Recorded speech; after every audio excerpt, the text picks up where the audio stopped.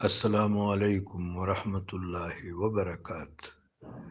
میں خود تو کسی مغربی ملک میں نہیں گیا،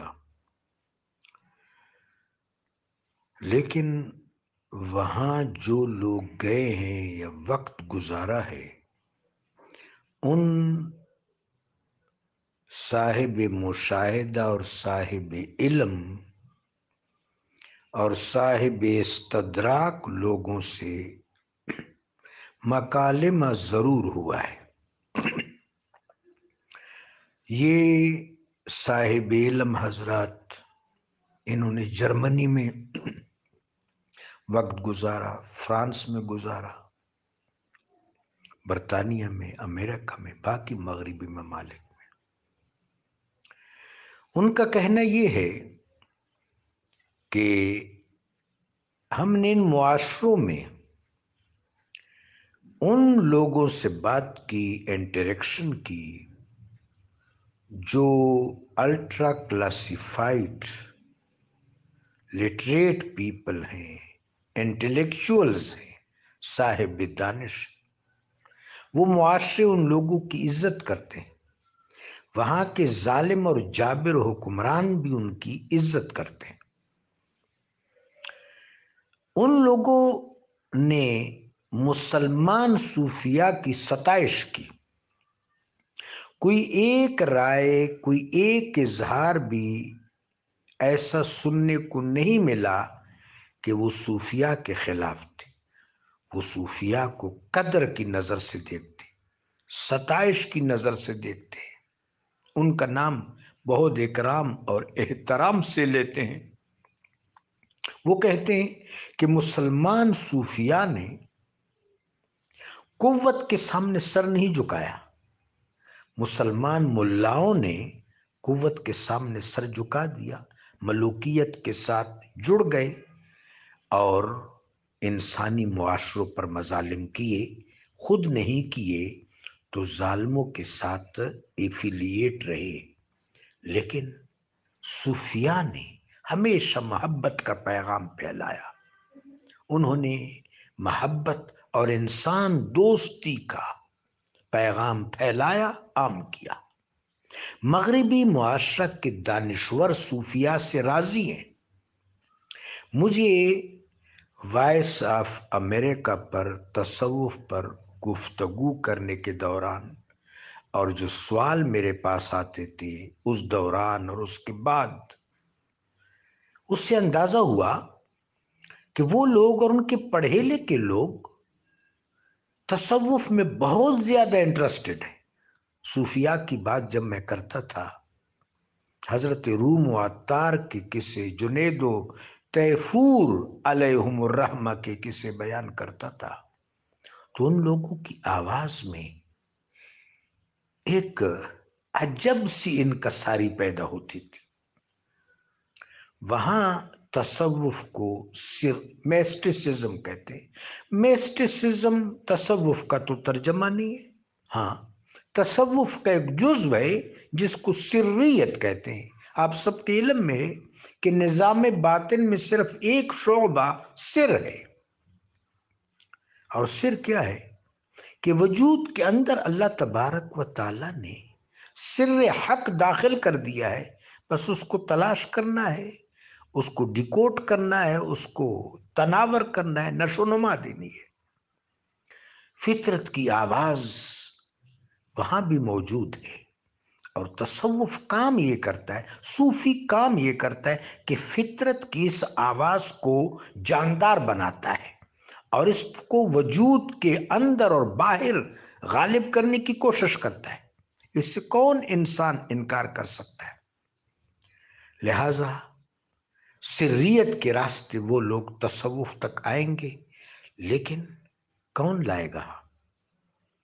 مسلمان ذرا اپنی حالت کو دیکھ لیں۔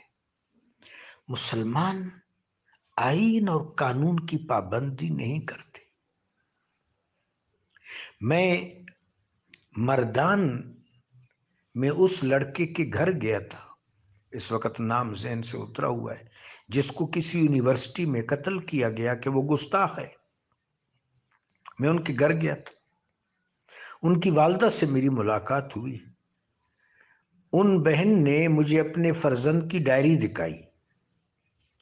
پشتو اور اردو زبان میں اس میں نعتیں لکھی ہوئی تھیں. میں نے خود پڑھی پشتو زبان میں اور اردو زبان میں. اس ڈائری میں اس نوجوان نے نعتیں لکھی تھی.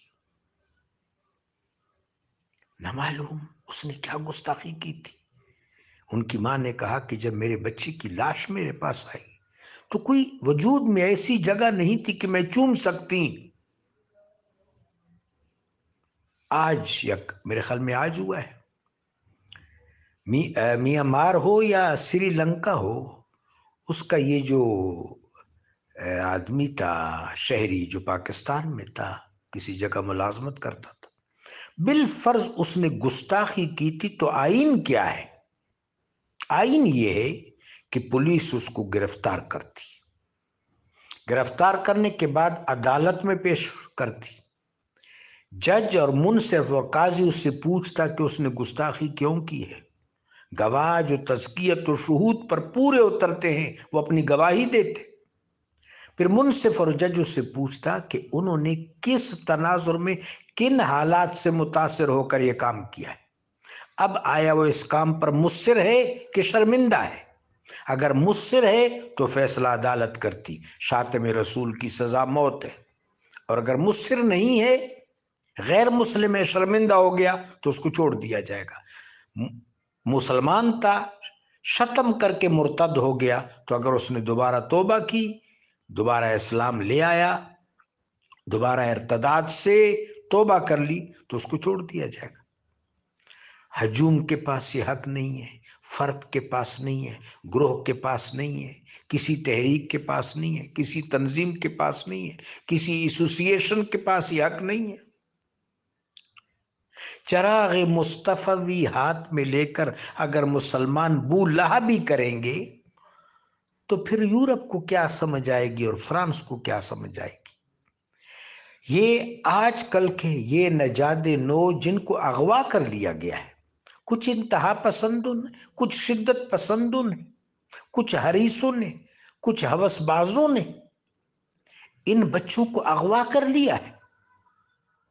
اغوا کرنے کے بعد ان کو اپنے مذموم مقاصد کے لیے استعمال کر رہے ہیں. یہ پیغام باہر کی دنیا میں جاتا ہے. باہر کی دنیا ویسی بھی نامراد ہے، ویسی بھی وہاں استعمار نے اپنے پنجے گاڑ رکھے، لیکن یہ ان کے پاس ثبوت آتے ہیں. یہ تمام لوگ، ہم تمام لوگ آج جو متین مسلمان ہیں، سنجیدہ مسلمان ہیں، صاحب علم اور صاحب حلم مسلمان ہیں، وہ اپنی صفوں کو دوبارہ مجتمع کریں، اپنے افکار پر، اپنے آراء پر، اپنے احوال پر غور کریں، اپنے آپ کو ریکٹیفائی کریں. وہ علماء اکرام جو ممبر و محراب پر براجمان ہیں، خلق خدا کے سامنے ولولہ انگیز تقریریں کرتے ہیں، وہ اپنی تقریروں کا جائزہ لے لیں، اپنے تقریروں کے اثرات کا جائزہ لے لیں.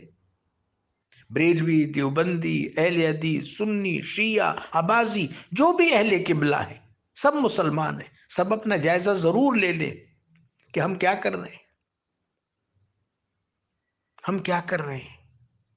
اپنے عمل کا احتساب ضروری ہے، فرد کے لیے بھی، معاشرے کے لیے بھی، اجتماع کے لیے بھی. اگر صحابہ اکرام کا یہ آئیڈیا ہوتا، جس طرح آج کل کے ان نعرے لگانے والے مذہبی شدت پسندوں کا اعتقاد ہے، یہ اعتقاد، یہ مشرب اگر صحابہ کرام رضی اللہ تعالیٰ عنہم کا ہوتا تو پھر دعوت تو مکہ سے مدینہ نہ جاتی، مکہ ہی میں سلسلہ ختم ہو جاتا. ایسا نہیں ہے. میرے آقا و مولا علیہ الصلوۃ والسلام تمام انسانوں کے رہنما ہے اللہ کی طرف سے، اللہ کے سفیر اعظم ہے، تمام انسانوں کے محسن ہے، باعث تخلیق کائنات ہے. یہ سارے لوگ میرے آقا کی امت ہیں.